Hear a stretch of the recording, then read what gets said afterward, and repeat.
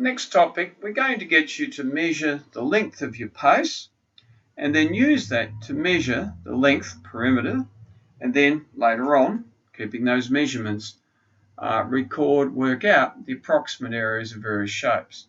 It helps if you've got a rough idea of distance, and our normal walking pace is a brilliant way of having a figure to work with. Calculator, needless to say, is going to be very, very handy in this activity as well. First thing you do is to produce a 20-metre long piece of string. It's not very hard to do. Use your ruler. 3 and a bit rule lengths will give you a metre. Once you've got that figure, develop a set of knots and then walk with your regular pace along a 20-metre instance.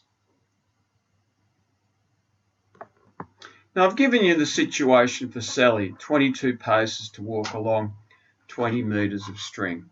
So 20 metres, it took her 25 paces. Each of her paces is going to be less than a metre. Now when you do this, and it's 24 and a bit, 25 and a bit, 28 and a bit, or whatever, round to the nearest one, because we do have a bit of a length involved with our shoe. Now I did this not so long ago, and I'm about 6'1" in the old money, as they said. We use those measurements later, about 187 centimetres. And my pace length, well, it took me 22 paces to do the 20 metres. That's walking normally, no silly walks, nothing like that. So when I do my measurements there, that's 20 metres divided by the 22, and that gives me a pace length of 0.91, should be metres, or 0.91 of a metre.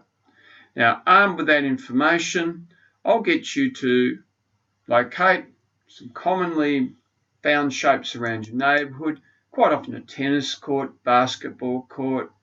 If you've got an oval, it's roughly circular near your place, you might like to walk the boundary line there.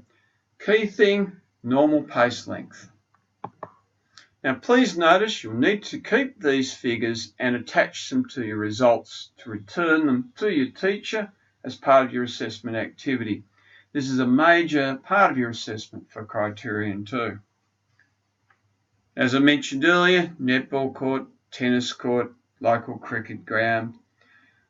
Find the number of paces for each of those particular cases, and then draw the sketch again if it's something that you can easily draw, and then convert your paces to metres and draw the completed dimensions. If it's something regularly shaped like a netball court, you may even choose to actually check the measurements from the internet. Good luck with this.